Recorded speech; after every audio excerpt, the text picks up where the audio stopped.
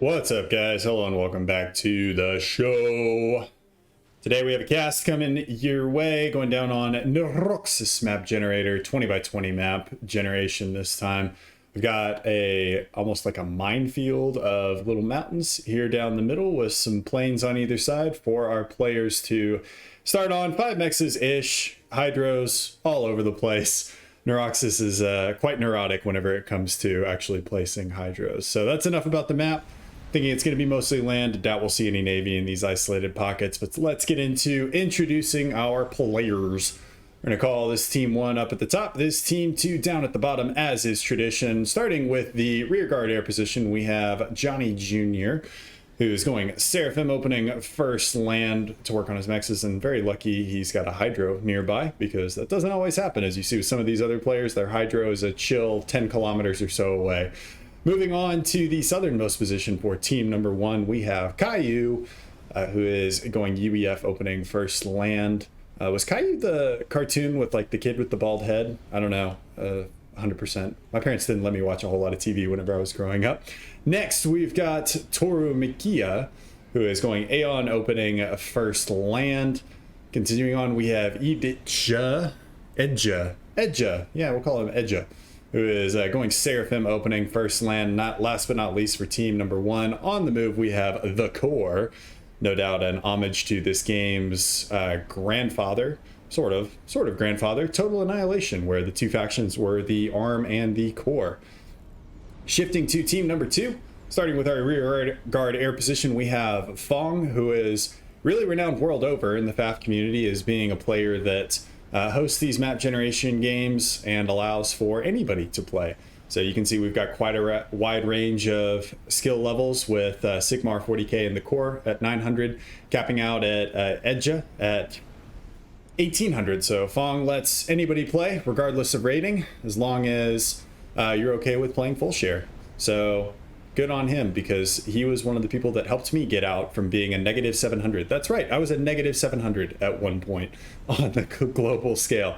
Continuing on to our northernmost land player, we have Pullon. Yeah, we're going Pullon. He's going UEF.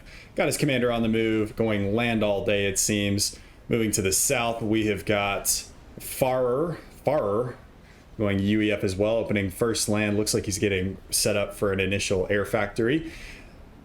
Third in the land, we have Tynet, who's going Aeon, first, second land, and third air. And last but not least, on the far side of the map, we have Sigmar 40k, who that might be a Warhammer 40k reference. I'm not 100% sure. That's one of the fantasy or the sci-fi fantasy universes that I never really got into. I think it's mostly just, I know there are RTSs in Warhammer 40k, and I just get so confused with like Warhammer, and then there's 40k, and then they're all like set in different, or there's like Warhammer Total War, and then Warhammer, I don't know. I get very confused as far as like which units are where, or which games are where, which universes are where.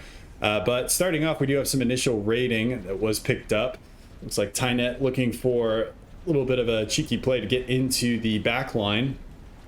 Of course, with how many different mountains there are, can make maneuvering units a little interesting as far as making sure your army is in the right spot at the right time. But commanders making their way out toward the middle, and everybody is scooping up the mass. Didn't talk about reclaim. There's a lot of reclaim here in the center. And by a lot, I mean 3,000. So there's not a whole lot of reclaim. Never mind. Although this looks like more than 3,000, but what do I know? Well, I guess it's not all that much reclaim, so not a huge amount of reclaim. It looks like a good amount of reclaim in the center, but all these are little tenors of rock. And it would appear that the Core and Sigmar, 2 900 rated players, expanding out to their respective corners, and Caillou as well as Pullon making a more concerted effort to contest this corner, and Fong actually bringing his commander out to the middle. Gun damage and range on the way for Farrier. That sounds way cooler to do, like is that French that does that? Ferrier. It sounds very French. I don't know. I'm a stupid American I talk about all the time. But T2 upgrade now coming in for Edja as well. So potentially looking at some fire basing here. And with the amount of mountains, I'm not sure how great a fire base is going to be, because you can get around them relatively easily. He's going to have to be a little bit more careful with that fire base placement so that his point defense don't end up losing arguments to a cliff at one point or another. Scouts coming out from Fong, and the air players mirroring each other. There seems to be some pretty good communication as well as far as which mexes are whose, although it looks like Johnny ended up with a little bit more of the short end of the stick, as Edja took an additional mex that actually Fong ended up with more of the short end of the stick, as Tynet took one of what I would have called Fong's mexes here in the rear guard. But as long as the team is communicating, no harm, no foul. And Johnny working on T2 mex upgrades. Actually already got almost all of his core mass up to T2 6 minutes into the game, and making the jump to T2 air as well. And let's look at where Fong is. So Fong went double air factory so that he could get some scouts and what I would imagine are interceptors up as well, and is on the way to T2. And lockstep as far as eco goes. So just looking at, this is a big map, so it's taken the units a little bit of time to get across. We got gun damage and range now coming in for pull on, and T2 as well coming in for the core. And southern comms as of yet unupgraded, and right as I say that, Tynet goes for a gun range. So being that this map is pretty big, everybody taking the opportunity to get their commanders to the front, to the edge of the action, and then grab some upgrades before all hell breaks loose. And speaking of all hell breaking loose, we do have Tormekila. I've already forgotten how I was going to pronounce the name. Tormekia. Torumekia. That's probably some sci-fi or anime reference that I don't get. So answers in the comments if that's some cool reference that I don't understand. But unupgraded comm actually up against Farrer, who does have that Zeph amp upgrade on his commander. Toru Mekia does have a couple of Auroras in the vicinity, but needs to get these guys out in front, screen a little bit for his commander, let his commander make a safe getaway. He's taking a lot of damage, dropped down to 7k HP pretty early on in the game. We'll check back in with that in a second, as Pull-On also making aggressive moves, same with Edja, so the whole front line really erupting into chaos all at the same time. And that's actually a tactical missile launcher from Edja, so that's what he went for with that T2 upgrade. I wonder what the cost benefit is to going tactical missile on the commander, because he definitely has that ability, versus upgrading to Tech 2 and going for a TML. I would think that it'd be more efficient to go for it on the commander. That way it can move. As Nano Repair on Pull-On just finishes and goes for the first shield upgrade for the UEF. So Pull-On going for maximum firepower on his commander. Going to try and turn that into as much of an early game experimental as he can. And looking at where our air players are, we're up at we're on the way to T3 air there for Johnny, and Fong doing the same, a little bit ahead of Johnny actually as far as overall jump to T3 air. And nice little run by here from Edja, slips past the T1 point defense that was either under construction or just recently constructed. Needs to keep these units moving though, because he has a closing door into the back line, as Farrer and Pull-On move T1 units to assist. Tactical missile launcher getting some value here, taking out some mexes. Looks like it already bagged a mex there for Pull-On. Picks up another one there for Farrer. I think these are only T1 mexes though. You can look at mass killed. Yep, so it is not, I don't think it's killed a T2 mex yet. Just focusing on T1 mexes at this point. And now looks to be going in for, actually not sure what's going in for. I guess another T1 mex right here. Does pick up a T1 land unit as well.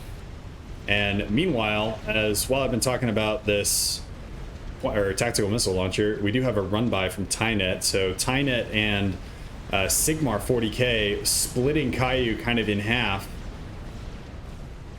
And Toru Mecha's units potentially a little out of position, as they get into the back line. Caillou's base not in trouble, but getting some damage done onto it. Does end up losing a mechs.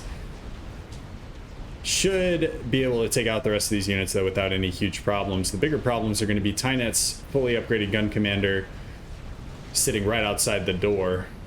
Where is Caillou's commander? Caillou's commander is in the water, heavily damaged. Barely escaped with his life, actually. And gun speed and range now coming in for the core. I'm going to try and stay a little bit zoomed out so we can see kind of what's going on. And we'll zoom in for some money shots eventually, but multiple fronts of battle happening on various sides of the map. Caillou actually just getting obliterated under a lot of pressure from this gun comp from TyeNet. We do have Mongoose on the field.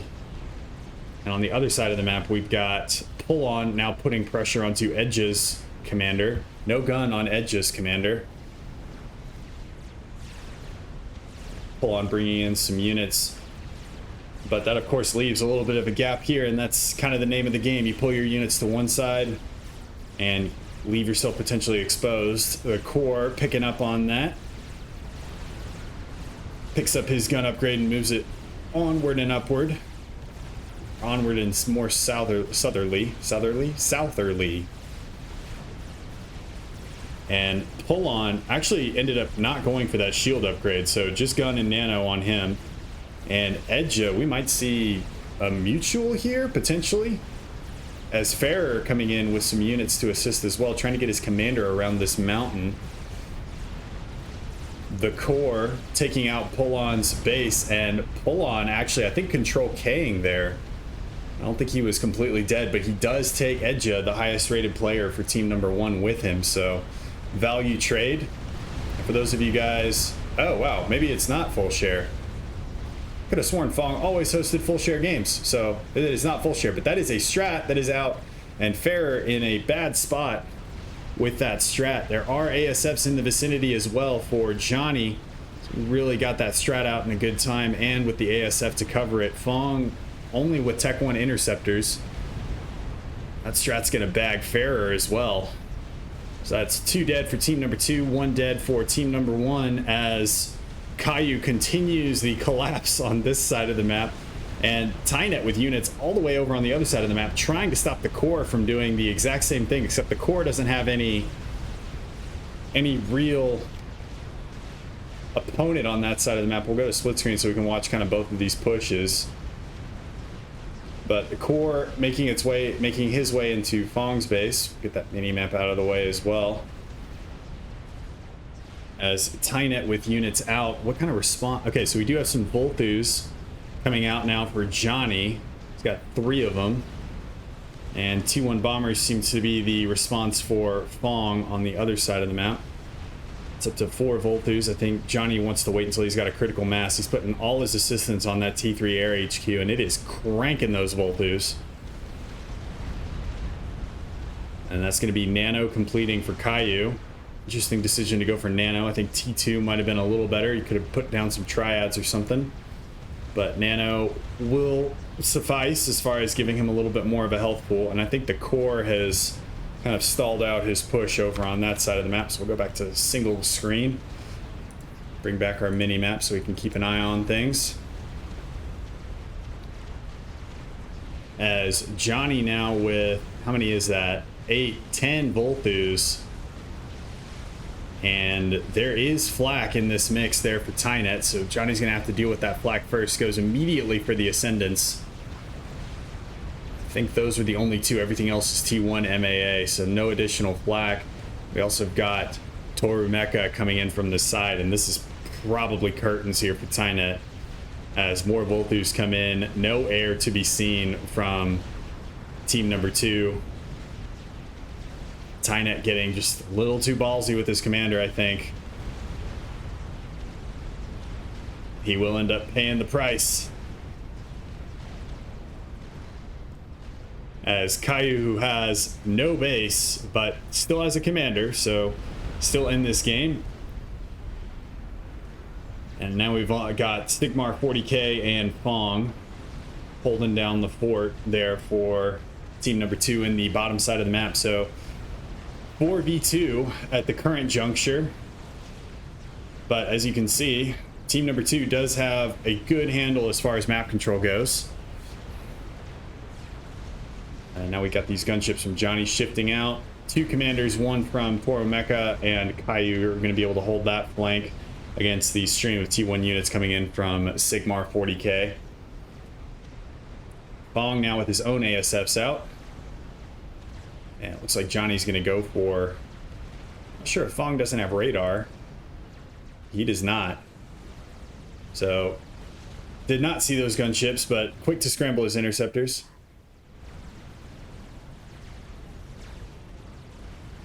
And that'll be it for the Voltus. And Johnny, I would imagine, from here shifts to, yep, a more standard build order with some scouts and some ASFs in the mix. But Fong dropping down triads and really just trying to secure this northern side. He's got a lot of mass available to him, though. So he's already grabbed, I believe this was Farrer's base. And he's got, I'm blanking on who this was, Tynet's base still available to him as well, in order to hoover up. And then this would be Pullon's base. So 4 bases for Fong. He'll be pretty happy about that one. He's probably not happy about his broadsword placement, though. Left his broadsword in the rain, and it got rusty. I don't know what attempt of a joke that was. Y'all can laugh at my hilarious attempt at a joke, but we're seeing Sigmar, these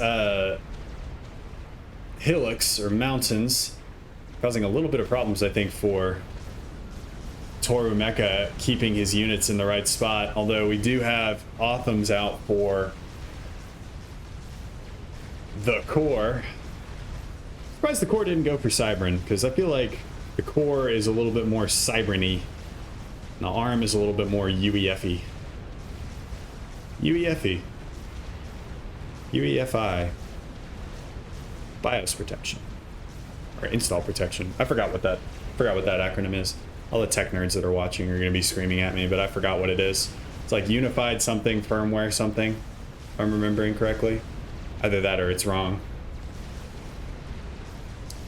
Core actually going for T2 and dropping some flak down here, but undoubtedly his attention is a little bit more on his base with the stream of T1 units. So I think at this point, Sigmar needs to reevaluate all these T1 land factories. Like, they did a really, really good job early, got a couple of run-bys, did some damage, effectively made Caillou start the game over, but needs to shut all these bad boys down and potentially get them upgrading to T2.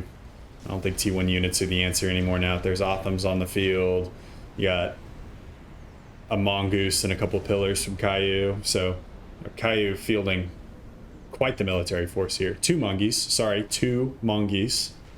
But he's grabbing that reclaim. It's important. And he's minting himself a new Tech 2 land HQ.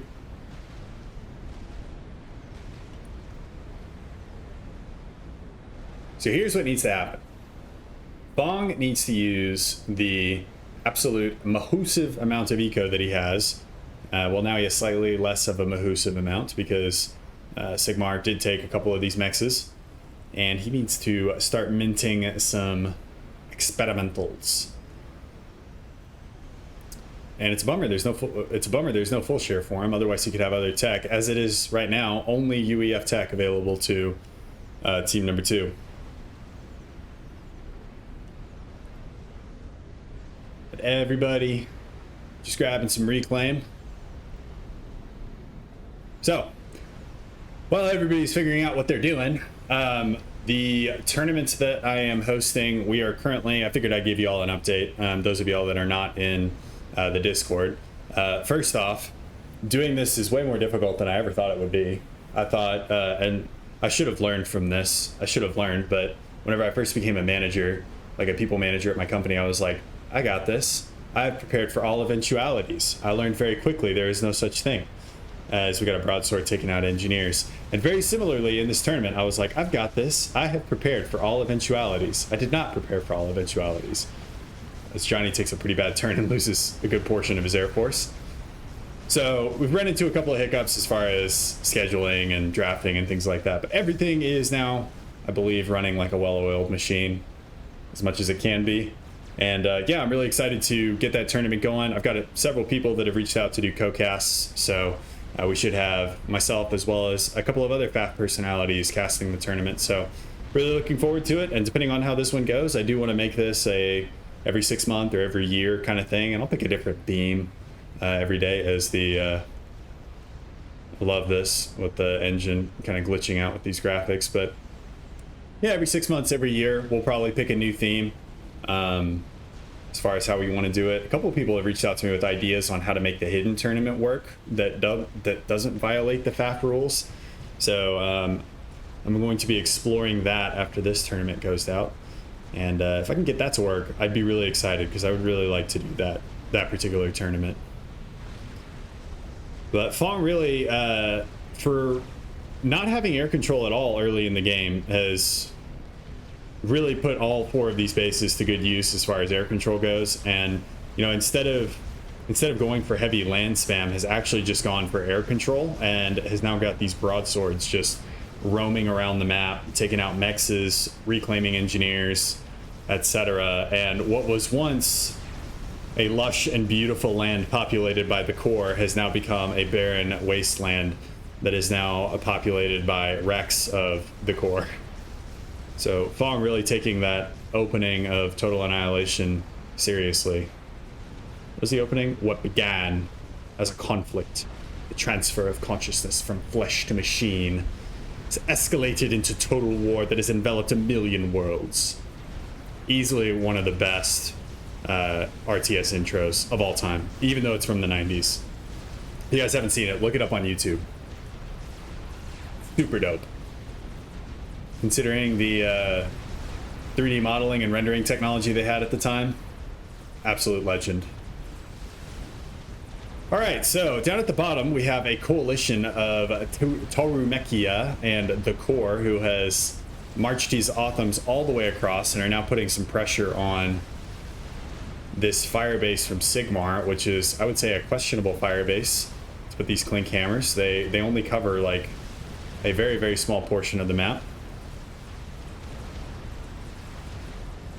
and has not stopped T1 production. So a lot of these T1 units are going to end up getting taken down by superior tech, the Obsidians as well as the Blazes, and the Othams that are in the background that look kind of like, you know, something that I would have put together with blocks while I was 5 until you click in one more and get all the textures. That is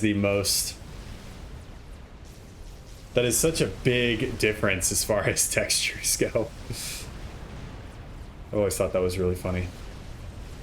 We need to keep them moving. There's no point defense in this base, just a bunch of clink hammers.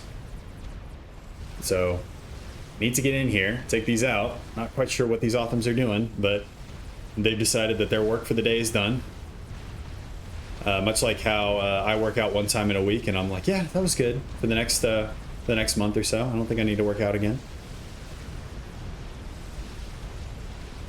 But that base is donezo. Similarly on this side, Fong is slowly mopping up units with this broadsword, and now he's transitioned to T3 land. So we've got Titans making their way across the field, and broadsword's actually going to be brought in to put an end to this little incursion as well. So Fong doing a good job of playing all sides of the map right now, and I think that Team 1 really missed an opportunity, and can't even blame Full Share because Full Share wasn't on. They just gave Fong way too much breathing room here, and yeah, they bagged 3 commanders, but now they're in a rough position. You could say they're in a tight spot. That one's for you, Willow, if you end up watching this one. All right, let's look at ASF numbers. So we got Fong up to 57 ASF, Johnny with, I would guess, lower, 32. Yeah, so Johnny's gonna have to be very judicious in the way that he takes these air engagements, and he keeps dangling his ASFs out there and not killing broadswords, and then he puts them in a terrible position and doesn't get very good turns. Now Johnny's Air Force gonna get absolutely roasted once again, now we're starting to see T3 anti-air emplacements coming up, and really you should see those all over the map. As Titans now making their way in, they overwhelm that off them relatively easily.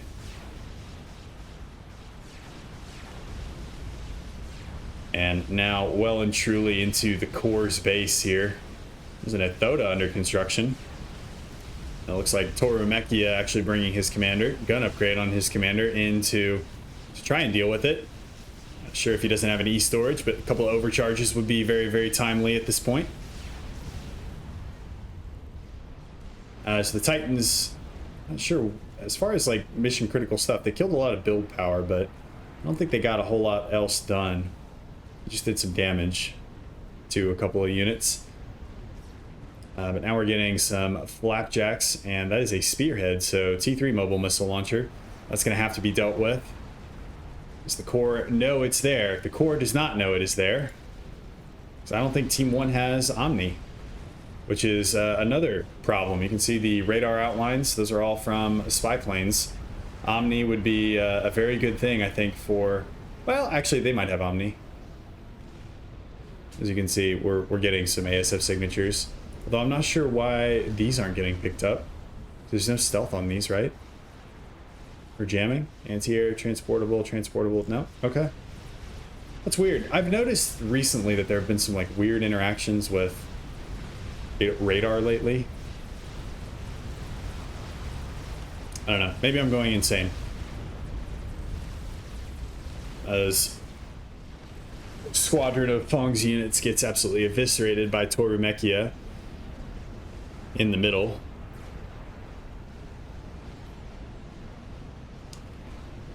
And I think that both sides really need to start thinking about taking some of this territory up here. And that's kind of where you see Toru Mekia. Well, I was going to say, I was about to praise him for that, but these engineers seem to be on a reclaim patrol route. Not necessarily focusing on expanding out.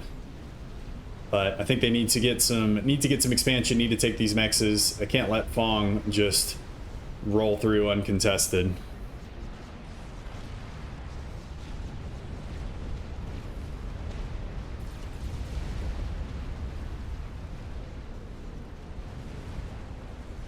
This Fong is getting these little battle groups up, and they're all Titans, looks like. So high mobility, good DPS. And Caillou, don't think is prepared for this one. He's trying to get to T3 land right now. I'm actually going to check for Omni because I'm having trouble believing that Team 1 has Omni and they can't see all of the units that are on the screen. But I am not seeing it, although I'm also blind. Because I took away the strategic icons mod by popular vote, and that highlighted things like Omni. So right now I'm a little in the dark, much like Team 1 is in the dark. Fong does finish an experimental unit though, so we got Fat Boy coming out. And Titan's now pushing in on unprotected mexes, and this is what leads me to believe that Team 1 has no radar. Or they're just not reacting, because stuff like this is just like just walking in, grabbing two T2 mexes, and then just piecing out. And here's again where you're seeing these hillocks kind of come into play, where it's hard to have like a large group of units and then be able to move them efficiently. You want to have these little small raiding parties like Fong's got. We got another little one up here, and Toru Mekia and the siege tanks there for team number 1 out of position. Or for the core out of position, and that is 2 spearheads in that. I love the animation there for the spearhead. Every time it fires, it does like a little reloading sequence. I think you can even see the rocket come out of this conveyor belt. Yeah, see, super dope. Nice little attention to detail. You'd never notice if you're playing, but cool little attention to detail there as spearheads end up rolling through, overwhelm some TMD. And it's going to be a problem for the core to really do anything about this, because there are Percivals in this mix as well. which do trade relatively well with Othams, if he had any Othams there, but all his Othams are across the map, so hard to get him back. I think the core maybe, I think it might be just the core lacking from radar. I don't know, I've harped on radar too much. Speaking of harping, we do have Harbingers now out from Torumekia.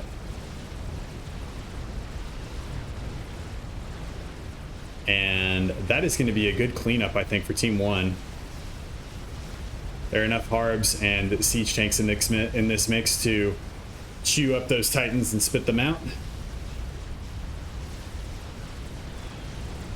And there is now an Ethoda that is done for the core. Fat Boy from Fong is down in this side of the map. And that is a good amount of ambassadors just looking to make some improve relations.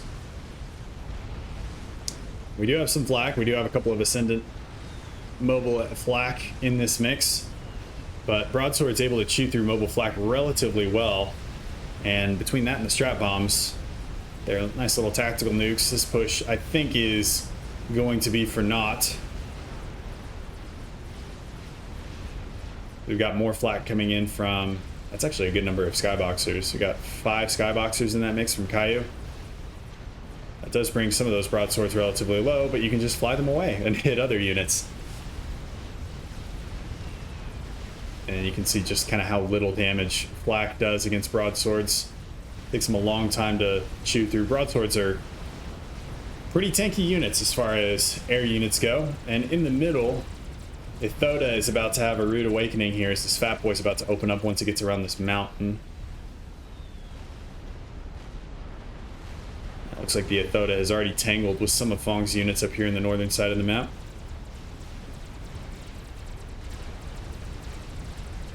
As that chicken is going to go clucking its way on home once that Fat Boy is spotted.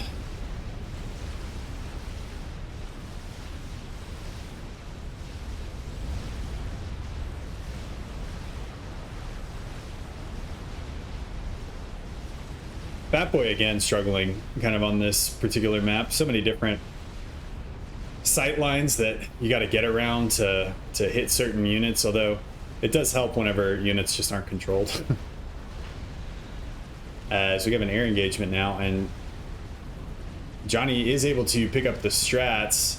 Needs to get some good turns in though, before Fong mops up another round of his air force. And he's getting a couple of trades this time. It's not a complete wipe, but it doesn't help that he's fighting over Cougars as well. T3 mobile AA. That Ethoda has now shifted, and the broadsword's now being brought in. Johnny with very little air force to be able to help, and I think that's a dead chicken.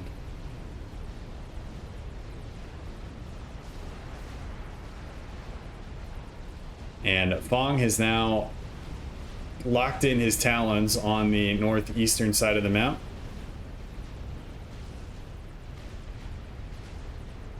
Too much flak though, I guess, for the broadswords to pursue, and there's a lot of flak in there.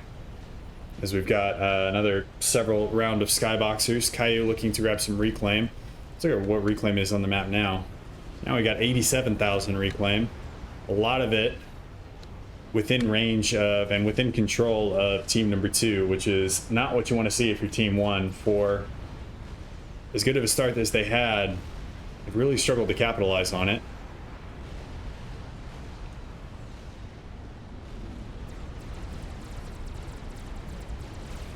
I think if you're Seraphim in this game, you need to either ask for some engineers to get RAS commanders out at this point, or potentially look at going into mass fabs. I know my opinion on that based on my science video, but I know that a lot of y'all's opinion varies from mine. As the Fat Boy now getting into range here. And is the chicken still alive, or do we have another one on the way? Okay, so we do have a GC that is almost done from Torumekia, and that cannot get finished soon enough, as this Fat Boy is knocking on the door.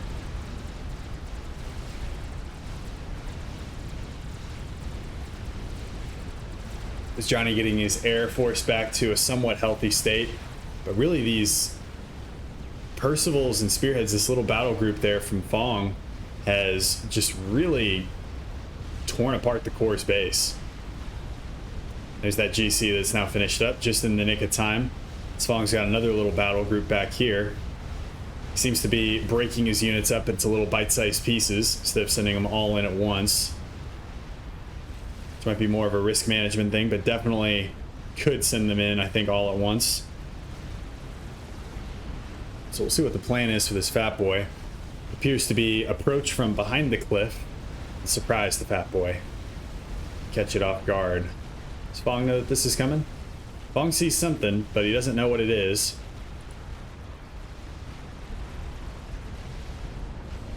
As that fat boy, is it in range? Not quite. That GC will be able to mop up, though, a lot of these Percivals, Spearheads, Titans. Even with the impropriety to just stomp on them. As Broadsword's now getting brought in from Fong. Let's see where Johnny's Air is. Johnny's Air on the way to respond. And that fat boy going down. None too soon. And nice little rank of veterancy there.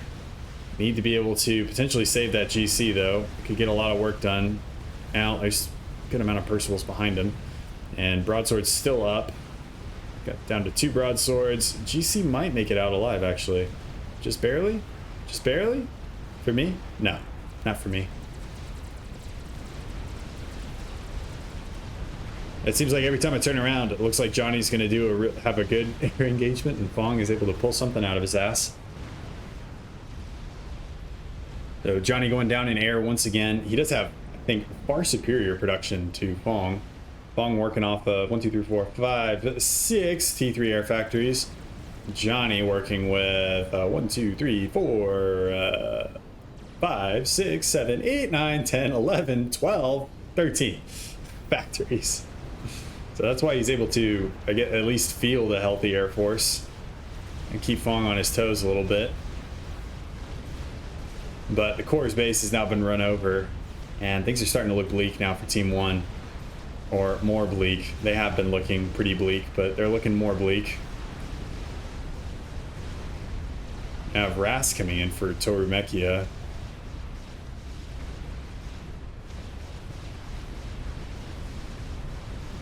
Strat bombers coming in from Fong. Johnny able to deal with them, but once again leaves his air in precarious position. There's a good amount of T3 static AA, though, so that will punish Fong's units to some extent. And I'm hearing a chicken. Where is the chicken? The chicken down here? Oh, hey, there's a chicken from the core. It's that chicken that we were talking about earlier. It did make it out. It is pushing down at the bottom, but I think what we care about right now is how Toru Mekia's second base is going to weather this storm. Does have some Harbingers in that mix, scrambling to get some Oblivion turrets up.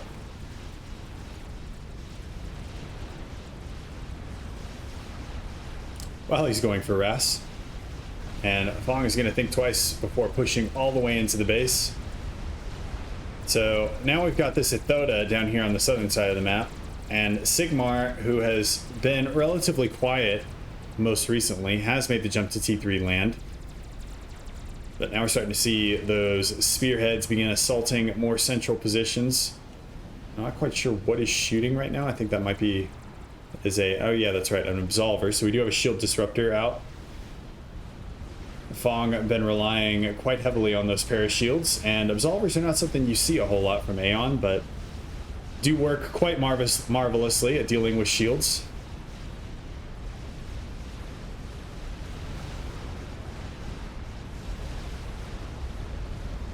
As the Oblivion point defense go down, and Fong really starting to put, or continuing to turn the pressure up for team number 1 here in this pressure cooker. New GC recently minted by Toru Mekia. It is going to be able to clean this up, but, you know, again, you're missing the entire map. as far as map control goes. And you have another one of little Fong's little battle groups knocking on the door down on this side.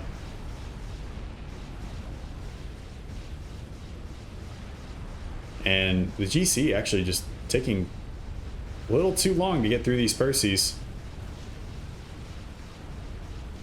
as they don't quite get that other T3 power generator. But this next little battle group is now on the warpath. We got another one stacked up behind it. Fong going for the trickle approach. GC now turns its head, moves its way south, starts giving that Percival the hairy eyeball. And I'm not sure if Fong's working on any sort of end game here. I don't think he is. I think he's decided that the end game is now. How much reclaim does Team 1 realistically have that they can work with? Well, a little while ago it was 87,000, and now it's up to 240, and that's just on Team 1's kind of immediate side of the map. So if they can push out, they got a lot of mass available to them. That Thoda from the core has now been brought back to defend home base, and that is a Fat Boy out from Sigmar as well.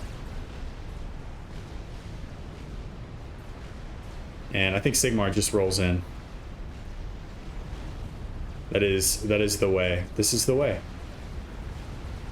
Another air engagement. Johnny pulls out a little early. Doesn't get that great finish he was looking for.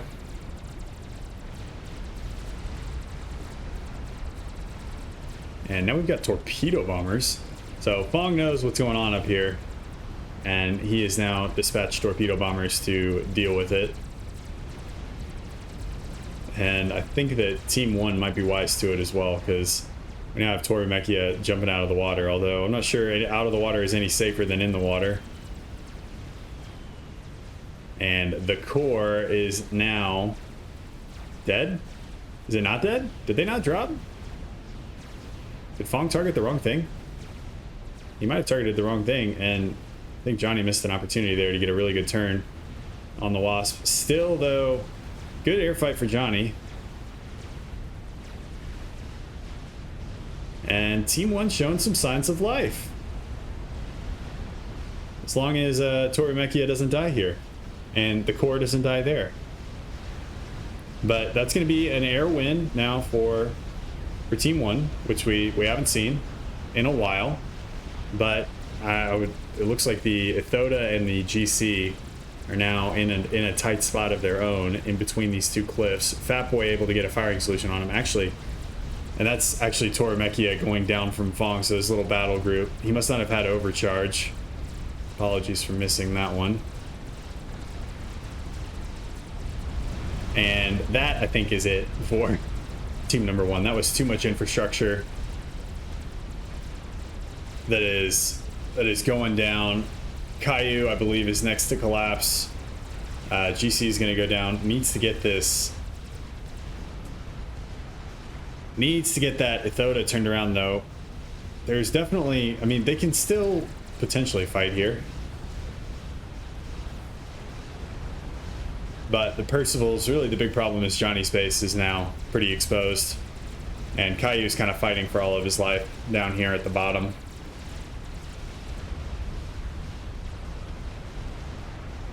Sfong's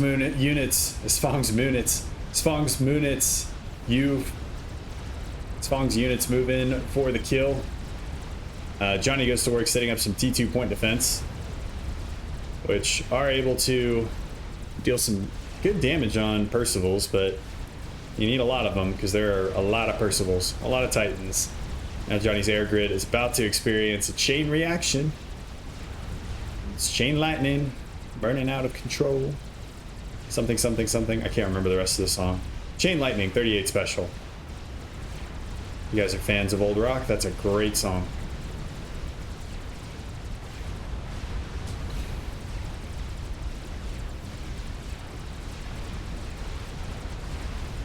As Johnny was actually stashing strat bombers in the back and has now sent his air on a great migration. There's actually not really any air for Fong. But they lost their radar, so the small amount of air that Fong does have is now going to kill these strats. Well, actually, I take that back. A few of them make it through, but there are Cougars in the mix. Fong is under a shield, and I'm not sure if there's flak or anything, but Johnny's base is going down. I guess if he's able to kill Fong, it'll be kind of worth it. 2 ASFs get out. There's 2 strats left. And Fong is on 6,000 HP. He does get another shield up. There's 3 strats left. Fong is down to 1,000 HP. Is Johnny going to be able to hold on? Where is Johnny's commander?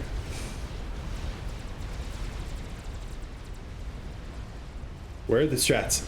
We got 1 more strat. Oh, Fong gets a Sam up and another shield.